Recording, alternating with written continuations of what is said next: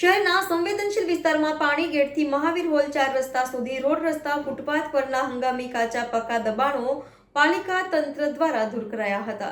શહેરના સંવેદનશીલ વિસ્તાર પાણી ગેટથી મહાવીર હોલ 4 રસ્તા સુધી રોડ રસ્તા ફૂટપાથ પરના હંગામી કાચા પાકા દબાણો સહિત દુકાનને નિર્દેશિત અને લોખંડની ફ્રેમના બેનરો સહિત લોખંડના ગટર પર પણ લગાવેલા દુકાનની જાહેરાતના બોર્ડ તથા અસંખ્ય લારી ગલ્લા પથારાના દબાણો પાલિકા તંત્ર દ્વારા દૂર કરાયા હતા।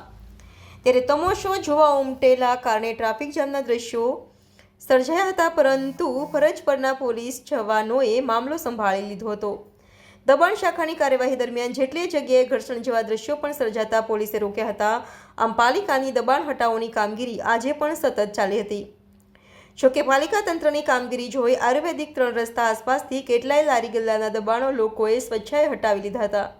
જોકે આ કાર્યવાહી દરમિયાન 2 ટ્રેક્ટર જેટલા લારી ગલ્લા હોર્ડિંગો સહિત ગડરો લોખંડની ફ્રેમો સહિત 2 ટ્રક જેટલો માલસામાન કબજે કરીને સ્ટોરમાં જમા કરાવવાની કાર્યવાહી શરૂ કરી હતી। Reporter Rahul Rajput, van news, Vadodara.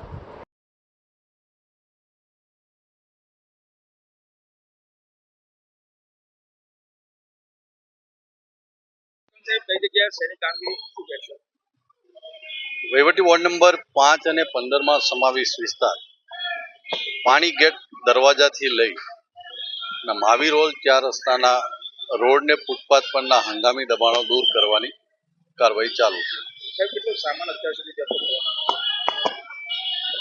3 truck ભરીને સામાન જમા લેવામાં આવેલ છે।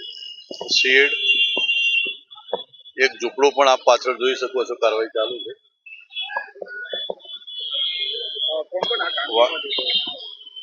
પાણી ગેટ પોલીસ સ્ટેશનનો સ્ટાફ, દબાણ શાખાની ટીમ, વોર્ડ ઓફિસર શ્રી અને તેમનો સ્ટાફ, જમીન મિલકત કોમર્શિયલની ટીમ,